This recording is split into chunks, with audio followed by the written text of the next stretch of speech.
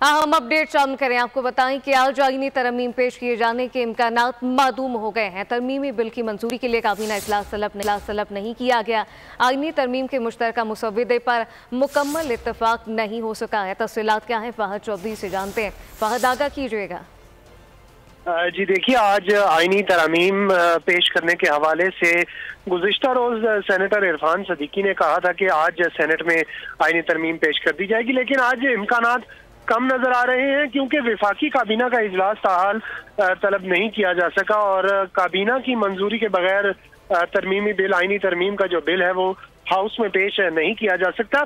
जराये का कहना है कि मुस्लिम लीग नून, पीपल्स पार्टी और JUI में ताहाल मुश्तरका मुसव्विदे पर मुकम्मल इत्तफाक नहीं हुआ। इख्तलाफी नुकात पर आज मजीद मुशावरत होगी और जराये का कहना है कि सियासी क़यादत की मुलाकातों के अलावा खुसूसी कमेटी के इजलास में इत्तफाक राय की कोशिश की जाएगी और अगर इत्तफाक राय ना हुआ तो हुकूमत अपने इत्तेहादियों की मदद से आईनी तरमीम कर लेगी। हुकूमत ने JUI और अपोजिशन जमातों की मदद के बगैर 2/3 अक्सरियत हासिल होने का दावा किया है और हुकूमती जमातें इलेक्शन कमीशन की जानिब से मखसूस नशिस्तें मिलने के लिए भी पुरुमीद है। लेकिन जराये का ये दावा है कि काबीना को स्टैंड बाय पर रखा गया है। अगर तो इत्तफाक राय हो जाता है आज शाम तक तो हंगामी तौर पर जो है काबीना का इजलास बुलाया जा सकता है, लेकिन ताहाल कोई नोटिफिकेशन, कोई नोटिस जो है काबीना इजलास का जारी नहीं किया जा सका।